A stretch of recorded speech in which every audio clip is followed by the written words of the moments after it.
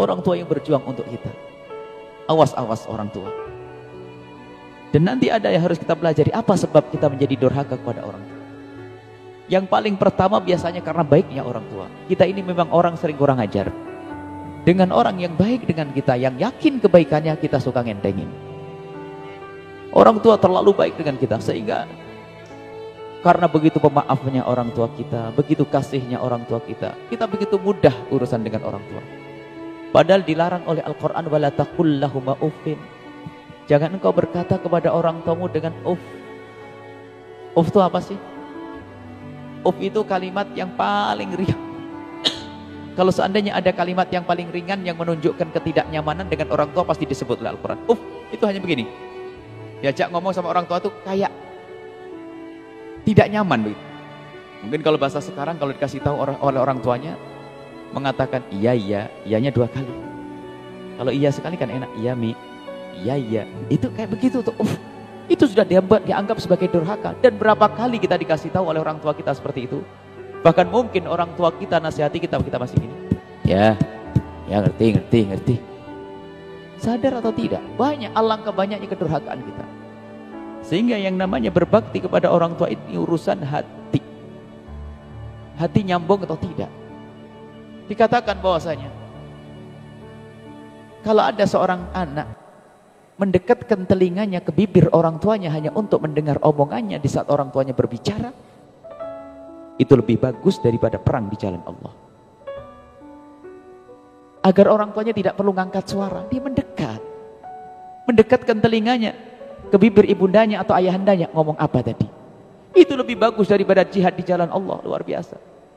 Sekarang kadang sama orang tua bentak-bentak, teriak apa dan sebagainya, tidak punya adab. Sungguh sangat bertentangan dengan makna yang dihadirkan oleh Nabi SAW. Permasalahannya apa? Kita kurang merenung. Jasa orang tua kita tidak bisa kita balas dengan apapun. Kasih sayang orang tua kita tidak bisa kita balas dengan apapun. Pernah suatu ketika ada zamannya Sayyidina Abdullah ibn Umar, seorang sahabat besar, fuqaha sahabat. Ada seorang anak menggendong ibundanya tawaf. Setelah itu sa'i, tawaf dan sa'i. Setelah selesai itu tahallul kalau tidak salah. Setelah tahallul, sang anak muda ini mendekat kepada Sayyidina Abdullah bin Umar dan berkata, wahai Abdullah bin Umar, engkau saksikan aku telah menggendong ibundaku, dan itu aku gendong dari Arafah sana. Sampai sini tawaf, kemudian sa'i, tahallul. Apakah seperti ini aku sudah dianggap membalas budi? Dijawab spontan oleh Sayyidina Abdullah bin Umar, la, tidak. Apa yang kau lakukan tidak ada apa-apanya dibanding sedetik saat ibundamu melahirkanmu yang taruhannya adalah nyawa. Dan lebih dari itu, kata Sayyidina Abdullah bin Umar. Setelah itu ibundamu menimangmu, menggendongmu, menyusuimu, dan yang ada di hati dan pikiran ibundamu adalah kapan engkau membuka mata akan bisa melihatnya. Setelah engkau buka mata bisa melihatnya, ibundamu berharap kapan engkau bisa duduk atau merangkak. Setelah itu ibundamu mengharap kapan engkau bisa besar, dan seterusnya. Itu kapan? Di saat ibundamu menimangmu, harapannya adalah agar engkau besar dan melihat engkau bisa berjalan. Tapi alangkah banyaknya seorang anak yang menggendong ibundanya akan tetapi terlintas di hatinya, kapan ibundaku akan mati. Karena merasa capek di saat dia gendong orang tuanya. Nggak bisa. Ini yang makna harus kita hadirkan. Dan tidak bakal bahagia. Kalau ada orang durhaka kepada orang tuanya hari ini, akan dibalas oleh Allah secepatnya di dunia. Kalaupun dia seorang pengusaha akan hancur. Kalau tidak hancur akan dikirim istri yang tidak benar. Kalau istrinya benar akan dikirim anak lebih jahat dari dia. Tidak bisa tidak ini. Makanya kalau tiba-tiba kita punya anak nggak benar, tanyakan dulu kita bagaimana dengan orang tua kita. Mumpung kita masih ada kesempatan saat ini. Didik anak, birru aba'akum tabirukum abna'akum. Kita berbakti pada orang tua, secara otomatis Allah akan menjadikan anak kita berbakti. Ingat, berbakti bukan basa-basi. Basa-basi tidak jalan, tidak laku. Karena berbakti ke orang tua itu Allah yang lihat, bukan manusia yang lihat, dan bukan orang tua kita yang lihat. Basa-basi mah bisa kalau di depan orang, Masya Allah ibu baik ini. Tapi ternyata hati tidak pernah nyambung. Jujur, Anda yang merantau, yang jauh dari tempat orang tua, setelah Anda sholat hari raya Idul Fitri, siapa orang pertama yang Anda telepon? Tanyakan diri Anda sendiri. bos yang telah memberikan hadiah mobil, motor, atau teman kerja yang sangat baik. Ibu diberi telepon yang ke nomor 25. Sadar atau tidak makna-makna semacam ini? Kadang kebaikan orang yang sebentar seolah-olah mengalahkan kebaikan orang tuanya. Ini makna yang tidak pernah dihadirkan di hati kita. Sungguh orang tua, Masya Allah. Ayo kita selama ini berpikir. Lihat saat ini, detik ini kita berpikir. Orang tua kita, awas. Kalau kita tidak baik kepada orang tua, tidak akan ada untung. Neraka akan dibuka oleh Allah Subhanahu Wa Taala.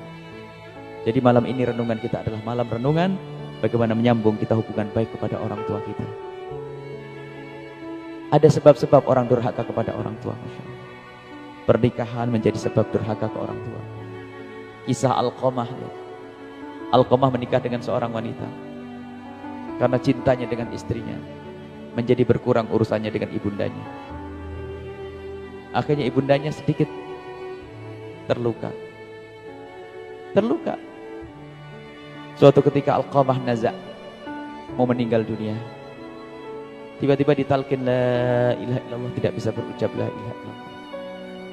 Disampaikan berita itu kepada Rasul sallallahu alaihi wasallam. Lalu Rasul bertanya, adakah siapa yang masih tertinggal dari orang tuanya? Dijawab, ibundanya masih tertinggal. Lalu ditemuilah ibunda Alqamah oleh Rasulullah. Ditanya oleh Rasulullah, wahai ibu, apakah Alqamah punya masalah denganmu? Dijawab, tidak. Hanya dia setelah menikah itu saja berubah yang menjadikan saya tidak nyaman. Ini rupanya. Kemudian Rasulullah menjawab, maafkan dia. Tidak spontan menjawab, maafkan dia. Aku maafkan, cuman tetap tidak enak gitu. Aku maafkan tapi aku tidak nyaman. Artinya engkau belum memaafkan secara sesungguhnya. Rasulullah langsung menyuruh Bilal dan yang lainnya, kumpulkan kayu bakar. Untuk apa ya Rasulullah? Sudah, kumpulkan kayu bakar. Ibu ini melihat, ya Rasulullah, engkau suruh para sahabatmu untuk mengumpulkan kayu bakar untuk apa? Untuk membakar Alqamah. Ditakuti ibu. Untuk membakar Alqamah. Kenapa? Karena dia lebih baik dibakar di dunia. Karena apa? Ibunya tidak maafkannya. Sebutan ibunya mengatakan, ya Rasulullah, aku maafkan Alqamah. Aku maafkan Alqamah. Kemudian Alqamah mendengar suara ibunya maafkan. Tiba-tiba Alqamah menghadap ibundanya dan ibundanya tersenyum. Alqamah tersenyum. Seketika itu bisa mengucapkan la ilaha illallah. Hati-hati dengan orang tua. Sebab tidak bisa mengucapkan la ilaha illallah gara-gara durhaka kepada orang tua.